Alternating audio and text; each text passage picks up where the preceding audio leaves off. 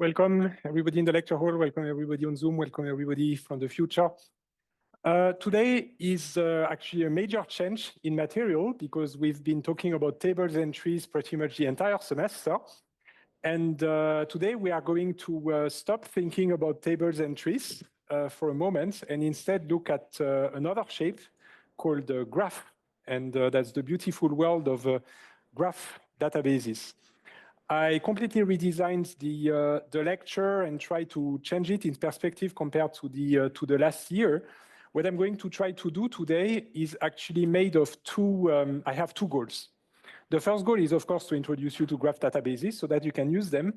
But the second goal is to have throughout the graph database lecture, the connection with what we've been doing for trees and tables, because what I would like you to see is that the principles are the same.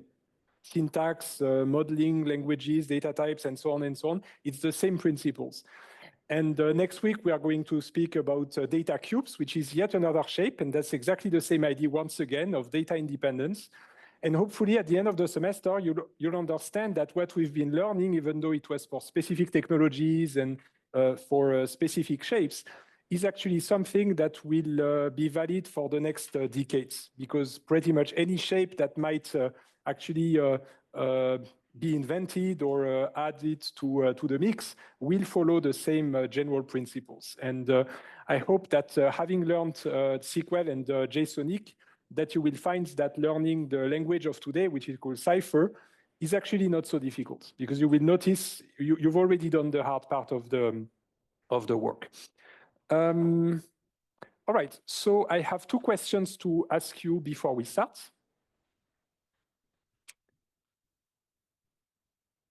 So the first one is, which of the following adjectives demo effect.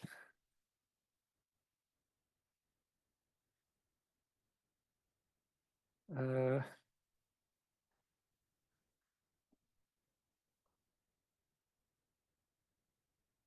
know which one it is. Yes. I was lucky because the other question has the answer of the first one in it, so I'm happy I didn't open the wrong one.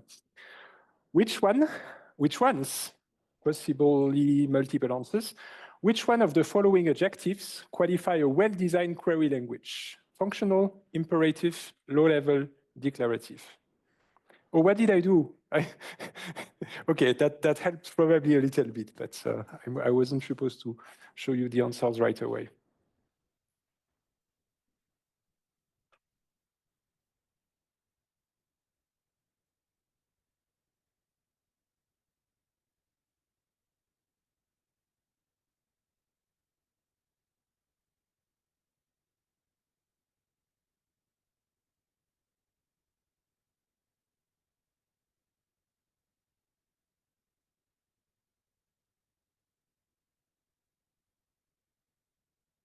Wow, I'm so proud of you.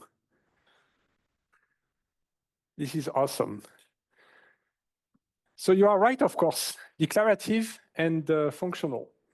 So remember that functional means, so let's start with declarative. Declarative means that it's a language that is not focusing on giving instructions to the system on how to do things, but it's about giving instructions to the system about what you want. And in a declarative language, you let the system figure it all out. What's the best way to actually give you what you want? So this is a declarative language. Declarative language means that you can just improve performance behind the scenes, just making it faster, but without modifying the output. This is a discussion we are having with Marco, writing his master's thesis now, because this is exactly what he's doing about finding ways to make it even faster without changing the correctness. So this is the idea of a declarative language. A functional language means that it's typically a language that can be, whose expressions can be seen as mathematical functions. It's basically mathematically functions that transform the data model into other instances of the data model. And every expression is basically a function that takes, for example, a sequence of items and returns a sequence of items. However, do not make the mistake of thinking that just because it's called functional and it has function in it, that the syntax of a functional language must be made of function calls. If you have an API, then yes, there's going to be function calls all over the place. But an API is not a functional language. It resembles one, but it is not. A real query language, functional language, manages to carefully hide behind very nice design all the functions. So basically, you end up with expressions like, for example, for addition, you don't call addition parentheses 1, 2, you say 1 plus 2. So the use of operators, for example, is one example of hiding the functions. But other examples are all the expressions that we saw for object lookup, array lookup. Mathematically, you can see them as function. But actually, in the expression, you just use a dot and you use square brackets, and then the flower expression, select for, let, return, and so on. You basically don't see so many parentheses, but behind the scenes, it's actually all made of mathematical functions. And that's the reason, because we have these mathematical functions, that we can represent a query as a big tree, as I explained last week, and then that tree can be converted to an execution runtime iterator tree. For whom is that clear? Right, very good. So the difference between functional and declarative is quite subtle, because very often you have both of them, but you could find example of one without the other. Imperative is the opposite of declarative. It means that you exactly tell the computer what it's supposed to do. So think of Java, Python, C++, and so on, where you have variable assignments, while loops, and so on. All of these are basically imperative in their structure. And low level, no, that's a query language should be high level, because it should be something easy to use productively by a user. What you do not want to give to the end user is an API. I'm really sorry for the Pandas influencers, but you really want to give a full-fledged query language to the end user so that they can be very productive. An example of low level, for example, for imperative languages would be assembly code. And of course, we don't write in assembly code. We write using Python or languages like this. All right, so that was my first question.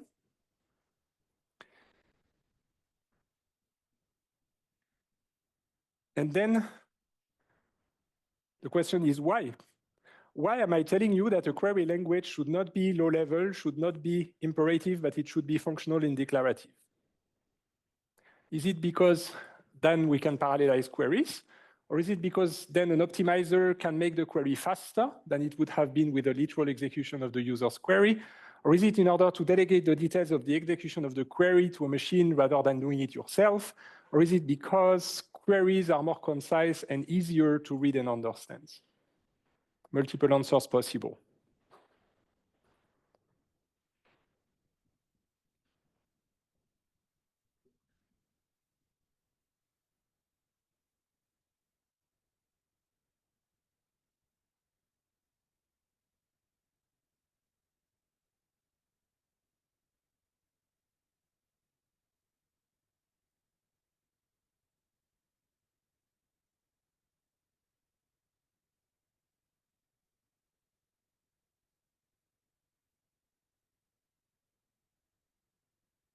All right, let's see what you said. Aha, there's competition. Well, I have good news for you, because all four are actually good reasons for functional and declarative. All of that. We can parallelize, because as I told you, as long as the result is correct, you can do whatever you want to get it, including parallelizing over a cluster in a data center, including streaming also, as I told you last week. Oh, speaking of streaming, I thought, of the question that a very wise question that somebody asked last Wednesday about the why is streaming valuable over materializing? Like, what are the cases that streaming is preferable to materializing? Because you could think we can just materialize all the time. But of course, the most important reason is because you save memory. Memory is costly, and of course, if you stream, then you don't have to consume as much memory as with materialization. So you avoid a lot of problems. So that's actually probably the most important reason. So parallelizing, streaming, then an optimizer can make the query faster. Yes, absolutely. That's the whole point of a declarative language, right? You can rewrite what the user did wrong by making it even faster to execute. So it means that a user that is completely unaware of everything should also have their query executed faster because the query engine should figure it out for the user. Then to delegate the details of the execution of the query, exactly, the engineers that implemented the engine spent years implementing it in order to do exactly that, to evaluate it on your behalf. Yes? Why does a query language need to be functional and declarative to parallelize it? Can't you, for example, also do that with API calls and hide it behind an API call or something similar? Yes, absolutely. So indeed, so you're now getting in the fine grain of the question because there's the two adjectives, right? Functional and declarative. So it is true that in order to parallelize, it is technically it is sufficient to be declarative, basically. That gives you the right to do whatever you want. Functional, though, is desirable, I would say, in terms of the architecture, because then you have a modular design. When you have a finite number of expressions in the language that you can assemble in a very generic way, then typically that gives you the design of a query engine, just like RumbleDB is an example, but that's true of many database engines, that you basically, if you want, so quick recipe for a database engine, you parse the query, you build a tree, an AST, then you build an expression tree, then you convert it to a runtime iterator tree. What it means is that when you implement this, you focus on each expression one by one, and then you implement it well. That's what the functionalness gives you. So I would say it doesn't enable parallelism by itself, but it eases parallelism. That's what I would say. For example, the fact that Spark has a menu of transformations, you could consider it in a way that is functional, even though it's an API, but it's a functional API. And then it means that the Spark engineers, they implemented filter, they implemented flat map, they implemented map, like each one of them separately. But when you combine it all together in a job, it just works. And the parallelism just works across the transformations that I explained to you, right? So that's how I would put it. Does it make sense? Yes, thank you. Yeah. So declarative enables, functional eases. All right, then we have, yes, because queries are more concise and easier to read and understand. Yes, absolutely. This is something that sometimes is neglected in research, because if you look at most of the papers published nowadays, it's all about performance. You see these plots showing that your system is twice as fast or 10% faster and so on and so on. But the thing is, it's totally useless to make a query twice as fast if you need 2 weeks in order to write the code, right? If it executes in 1 hour instead of 2 hours, then it doesn't help if you need 2 weeks to write the code. Because the other important thing besides the performance of the query is the productivity. It's how long it takes you to write the code. So you both need a query language that allows you to be performant, parallelize, stream, and so on, but you also need a query language that shortens the time that it takes for an average user to write a good query. So this is also an essential part of the query language design. That is one of the reasons why SQL was so massively adopted and so powerful, because SQL is very easy to learn, and you don't even need a computer science degree to learn SQL. There are plenty of people outside computer science that can very well write SQL queries because it makes it concise and easier to read and understand.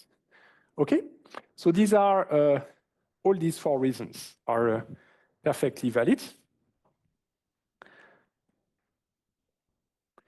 And now I'm going to come back to the slides.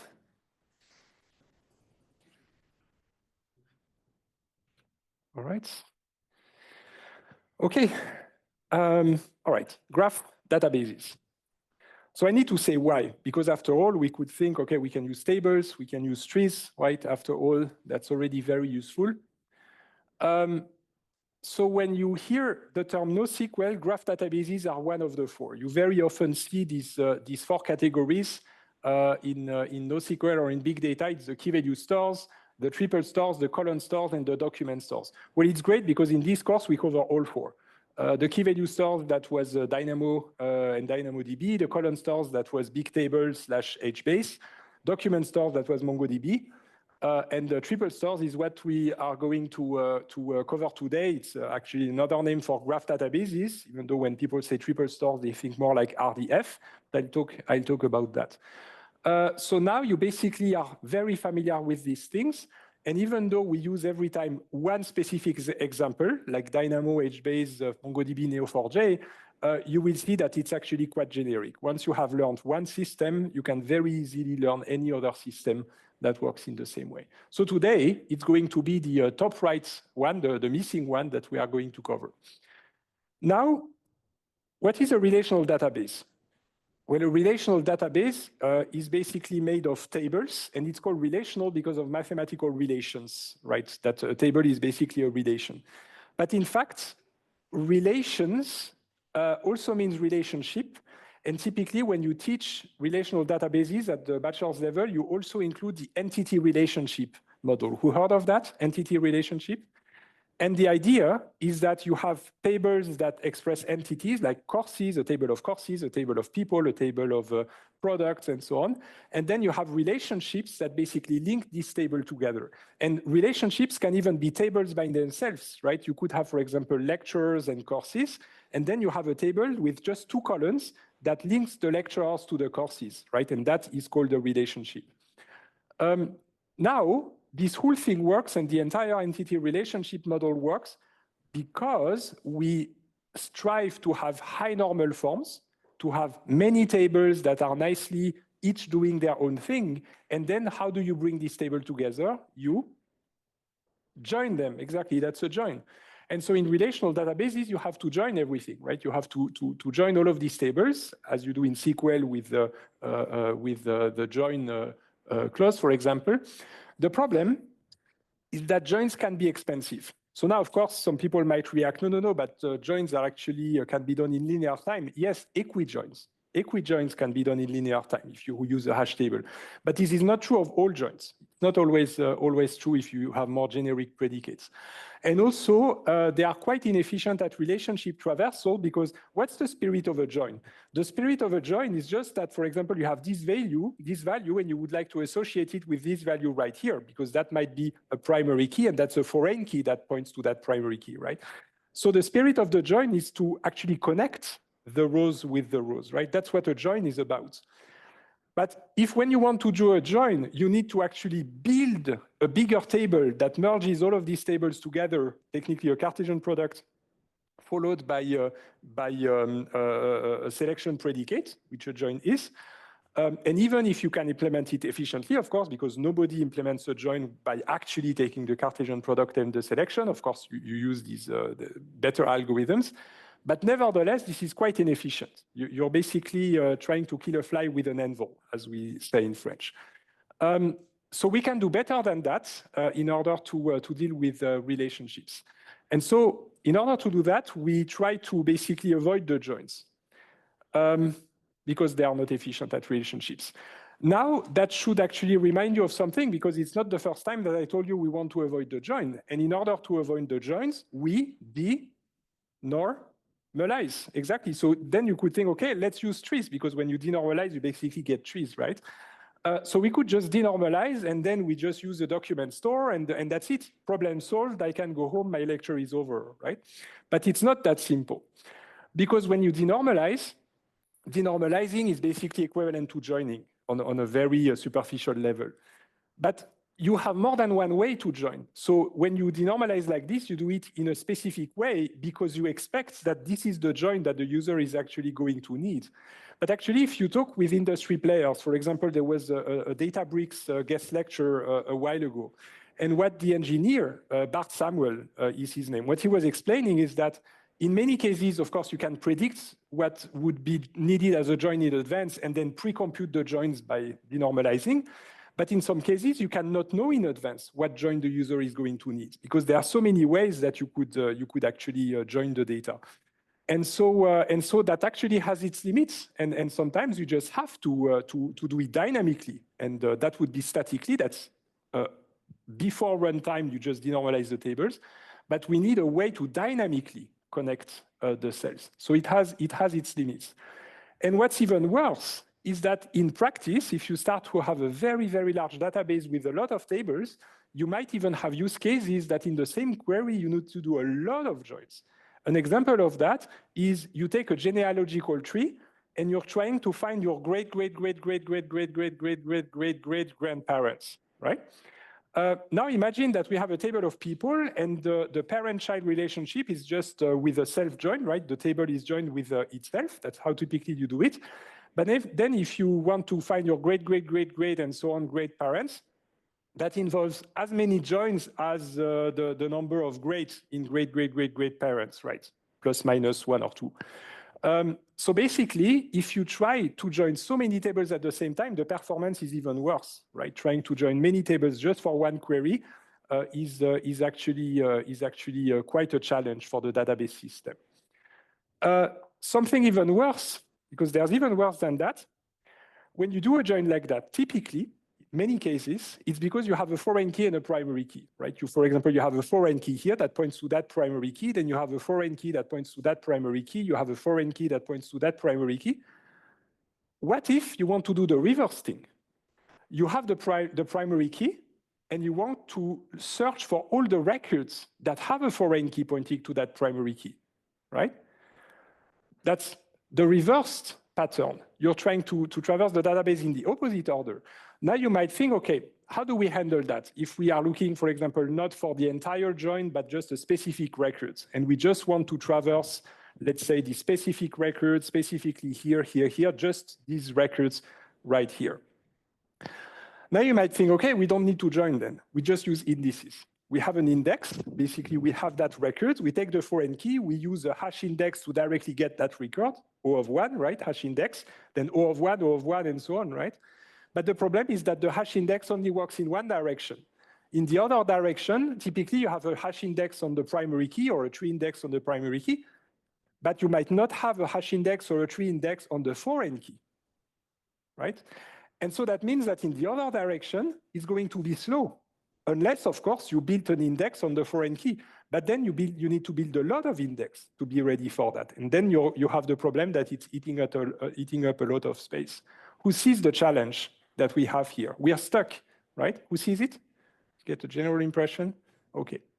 So basically, the lesson here is that relational databases are not good enough for that. But even just denormalizing the data and using document stores and maybe even tree and hash indices is still not good enough. So now we really have a reason to want to do something new because the existing systems just do not do the job. And this is why we have a way to make it more direct.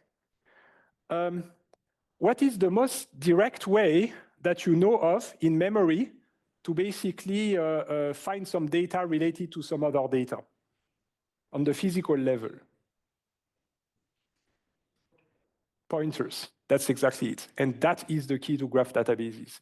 It is pointers. And using pointers in memory instead of primary keys and foreign keys, which logically is the same thing, right? Imagine that instead, here basically when I talk about foreign keys and primary keys, this is not a pointer. This is not a pointer in memory, it's just a logical connection I'm making to saying that these values are related. But if this here were not just a logical connection, but an actual physical pointer in the memory, then do you see that this is instant, right? Of course, in relative terms, right? But compared to actually a join and looking up in an index, just following a pointer in memory is much faster. Who sees that? Okay, it's very important because this is the core motivation for graph databases. It's the fact that we use memory pointers to connect the data instead of primary keys and foreign keys and denormalized data. That's the whole idea. And it has a very cool name that you might want to learn. It's index-free adjacency. Index-free adjacency is just a fancy way to say that we use memory pointers, right? Adjacency because it's just connected directly in memory. And now you see memory pointers, they have no problems going both ways, right? You can just have a pointer in both directions and that works. In fact, if you think of doubly linked lists that you covered in data structures and algorithms, that's exactly what it does. A doubly linked list is exactly this kind of pointers going in both directions, right? So that's exactly the idea. But this is only the embryo of the idea, because that's a simple, we use memory pointers. Yes, but we still need to be careful about how we design that. Because if we start designing now this idea, what do we have here on my screen? I have a graph. It's not a tree, it's not a table. So we are talking about a different shape, and that means we need a data model, just like we had a data model for relational tables and a data model for trees, for JSON and XML. We need a data model for graphs, logical data model. Then, of course, that logical data model will be physically implemented with memory pointers and structures in memory. I'll come back to that. Then once we have a data model, we'll need a query language. And that query language will be Cypher.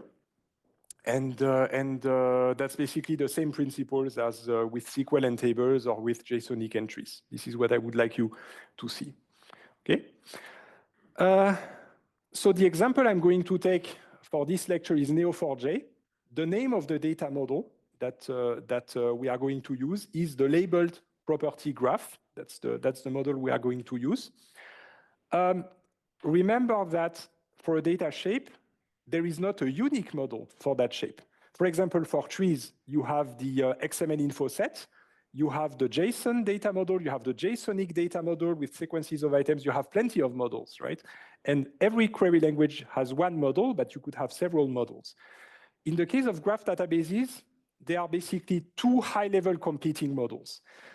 They are basically a team labeled property graph, and there is team triple stores. And people have debates. It's another way to troll a forum. If you ask, is triple stores better or labeled property graphs, you will see how polarized people are on this. And they will really start debates on this topic. So I try to talk about both labeled property graphs and triple stores to give you an overview.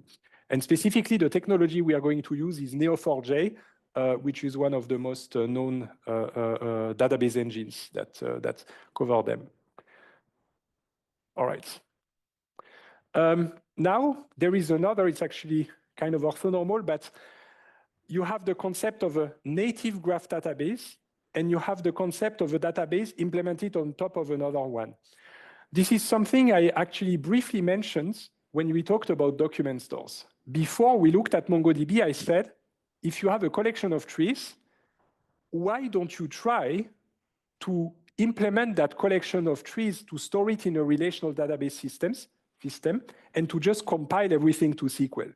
Sounds like a good idea, but it's very difficult. And that's the reason why instead MongoDB went for a native implementation of tree-based data models, right? It's a native implementation. An implementation that puts trees in relational tables, they actually exist, they are a bit less efficient, but then it's not a native implementation. It's basically just a multi-layer architecture that implements a database system on top of another database system, just like you can compile a language in another language, right? For example, C++ compiled to C. All right, and so in the case of the triple store, actually, triple stores are very easy to implement in a relational table with just three columns. Triple store, 3 columns. It will become obvious why when I come to it. It's basically because it's just a triplet is basically a subject, a property, and an object, just like a very small sentence. And every triple corresponds to a row in this table. So in that case, that wouldn't be a native database because it would actually be implemented on top of a relational database, right? We'll see next week that cubes can also be implemented on top of a relational database. So you don't need a native database system for cubes. You can, but you don't need. All right. But let's first focus on Neo4j and the labeled property graph. So let's rewind a little bit and go back to data modeling. When I told you about data models, I told you that the point of a data model is to have a very simple way of describing reality. For example, for the relational model, you say that everything is a table. Everything has rows and columns, right? Pretty simple to describe, rows and columns, primary keys, and so on. In the case of XML and JSON, or document stores, then instead of saying everything is a table, you say everything is a tree, or everything is a collection of trees, right? And then the data model involves the notion of parent and of child within a tree, and so on and so on. The notion of atomic, values, the notion of structured values like objects and arrays or elements and attributes.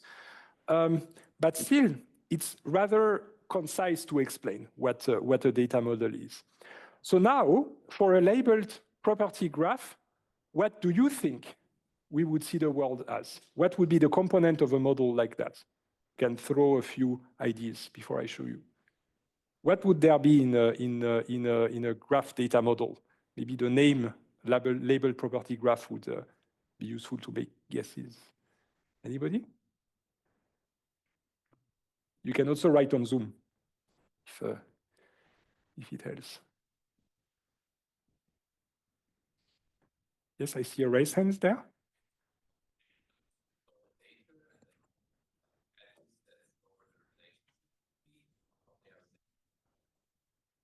Yes, absolutely. So you basically said, I'm repeating for the people on Zoom, you said nodes and edges. That's exactly it. We need nodes and edges. In fact, that's how mathematicians define a graph. That's actually beautiful because whenever you design a data model, you want to have the mathematicians as your friends. You really want to rely on something abstract. Just like for tables, we relied on mathematical relations or sets of partial functions, that's highly mathematical. A mathematician defines a graph as a set of nodes that can be actually anything, just a set of nodes, they call it V for vertices, and then a set of edges. What is an edge? It's just a pair of nodes, right? And they call it E. And a graph, they call it G, is V and E. V is the set of vertices and E is the set of edges. That's the mathematical definition of a graph. So now if we start with that definition, then the ingredients for our cooking session is basically that we need a few nodes and we need a few edges, and then we're going to connect these nodes with these edges in order to get a directed graph. Okay? And now that becomes computer sciencey because you can actually start implementing that in many, many ways in memory, as I will show you. But at that point, it is purely mathematical. Of course, a graph can also be undirected. It just means that you remove the direction of the arrows in there. It sounds pretty simple, but you wouldn't imagine the number of challenges that there are in graph theory. There's a whole course of graph theory at ETH. Maybe who took the course? Very, very difficult and formal. Maybe data science students, right? I see some raised hands. Very difficult. You have the, I think it's called the max flow min cut problems and so on. There was actually a recent advancement here at ETH regarding this. Yeah, this is more complex than it seems. But as a computer scientist, you want to store a graph like this. So for example, if you have 3 nodes and 3 edges, you could just store it as a list of nodes, and then you have the arrays that gives you all the destination that it's connected to, right? A is connected to nothing, B is connected to A and C is connected to A, for example. So that's called an adjacency list. Then you have adjacency matrices, where you basically have the nodes on the rows and on the columns, and then you put a 1 when they connect. So for example, A is connected to nothing, B is connected to A and to C, marked as a 1, and C is connected to A, right here. Okay, so this is called an adjacency matrix. Then you have the incidence matrix, where instead of nodes on both rows and columns, you have only the nodes on the rows and the edges on the columns.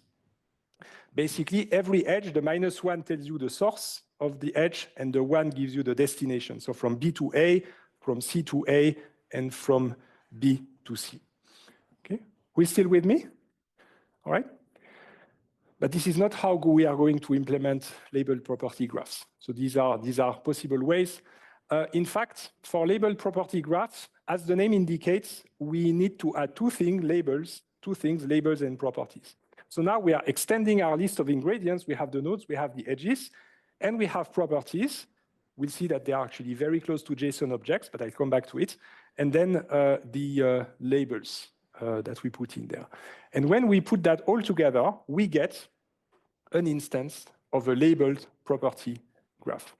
And now I'm going to go slightly more in the details of that, but you probably already noticed that these are labels. Basically, a label can be on an edge or on a node, and the property can also be on a node or on an edge, right? This is the idea. So now let's look at a property. At the properties, I should use the plural form, the properties of a node. For example, this is a node.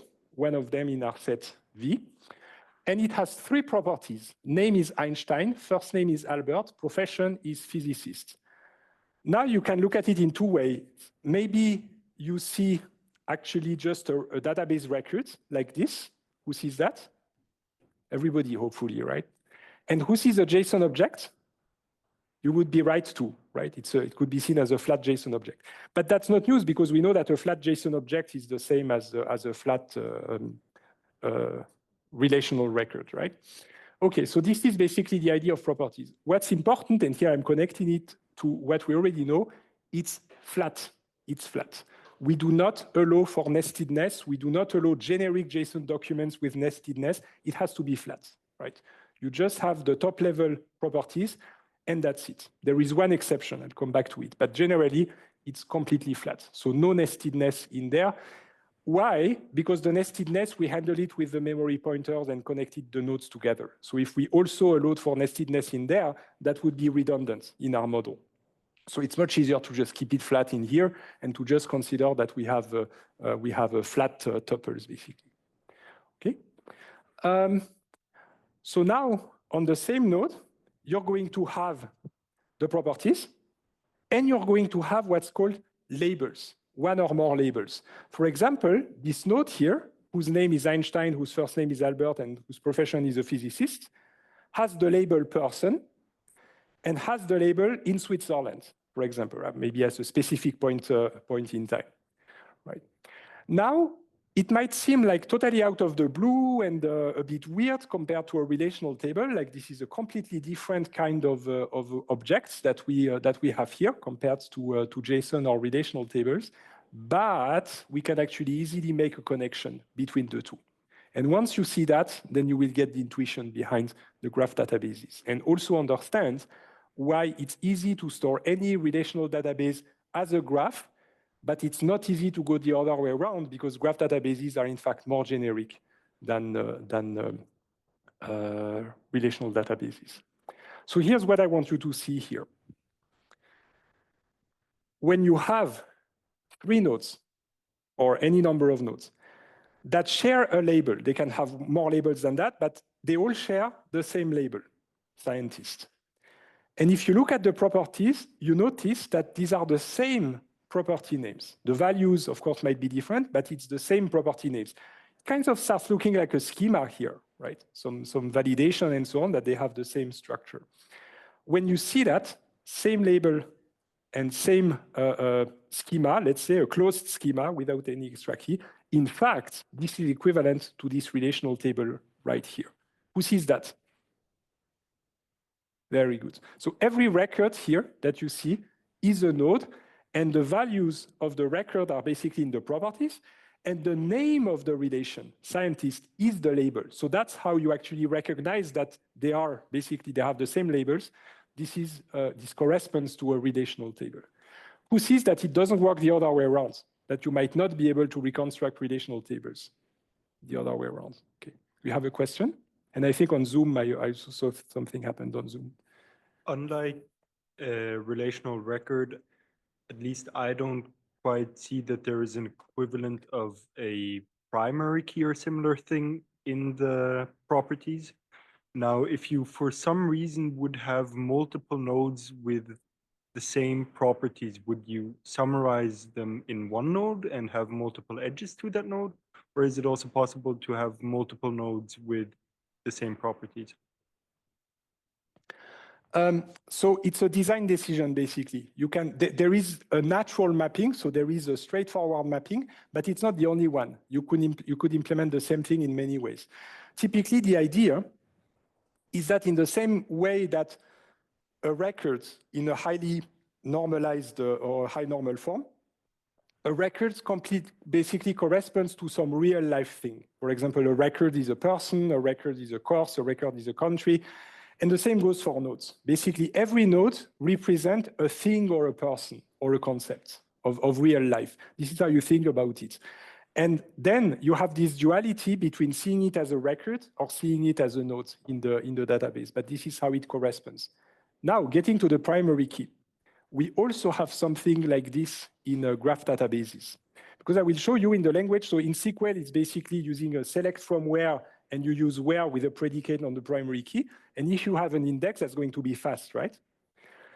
We will see that for graphs, we will have a language, but instead of focusing on the table structure and on a primary key, we focus on the pattern in the graph. We are looking for a pattern. If you look for a specific person named Einstein, then you can express in the language that you look for the nodes, the node or the nodes whose property name is equal to Einstein. And then you can also build indices that are going to accelerate this. It's below the logical level. So you still have indices.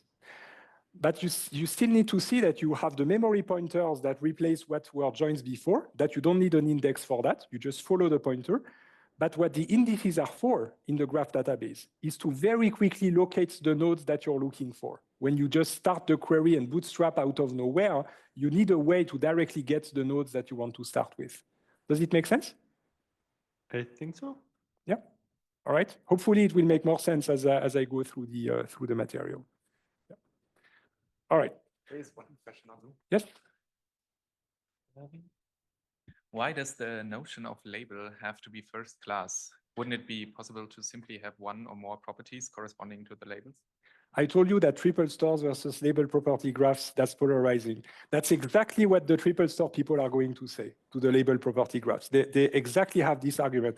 So you are absolutely right, and the argument is absolutely totally valid. Then it means that you probably will prefer to use a triple store than a label property graph, right? So you can absolutely make these arguments. In the end, whether you use a label property graph or a triple store is a bit of a matter of look and feel, right? The advantage of the triple stores, they are much simpler in the data model, but it means that you have a bit more work to do in order to actually force the data in there, right? In a labeled property graph, it might be more appealing to some people because it's a more natural design, right? So I cannot argue against what you just said. You just made an argument for triple stores, and I'm going to come to them a bit later, right? Is that a satisfactory answer? I basically didn't say no, so yeah, all right, very good. Okay. Now, so we saw that we can have one or more labels for the nodes. That's also a difference, by the way, with tables, because you can only be in one table, but you can have multiple labels for a node. We have another question. Yeah. So does it mean that for label scientists, every node has to have the same properties so we could get this relational table? It doesn't mean that. You could actually absolutely put the same label of multiple nodes, and you could have totally different properties. In fact, that shouldn't surprise you when you know that the same goes for tables. If you take a table and you no longer require that the records have the same attributes and types, you basically have a document store. This is heterogeneity and potentially nestedness. Does it make sense? Yeah. Yeah. So you're absolutely not obligated to have the same properties even for the same labels. You can, of course, it's good design if you try to have a few enforcements like that, but you don't have to. All right, so that's another way that it's more generic than relational tables. All right. Then we can also have labels on the relations, on the edges, but we don't call them labels actually, we call them types. We call them relationship types. But the difference with the nodes is that a relationship can only have one type, only one. So typically you put it, graph theory people still call them labels, but you basically put a label on the edge, right? And so here I have two types of relationships, A and B, and to make it a bit visual, I represented the B with dashed lines and the A's with full lines, right? For whom does that make sense? And examples of relationship types are is located in, is a friend of, produced this movie, and so on. Typically, it's a verb very often, right? And that corresponds to a relationship in the entity relationship model. Could have a relationship type that's called visits between a student and a lecturer, for example, right? So this is the idea of the relationship types. In practice, they can be any string. And now that's how it connects. Just before the break, we might need to, I might need to interrupt if it rings. Let's see if I have time to answer. Go ahead. Just a short question. if I have multiple relationships between nodes, can I just add multiple edges? Like, is it a multi-graph? Yes, absolutely. You can have as many edges as you want between nodes. There's no limitation on that, right? Not to be confused with hypergraphs, right, which is something different. A hypergraph is relationships between more than two nodes. But you can absolutely have multiple relationships between the same nodes, which brings us to our break. So I'll see you in 15 minutes, and then we'll continue our exploration.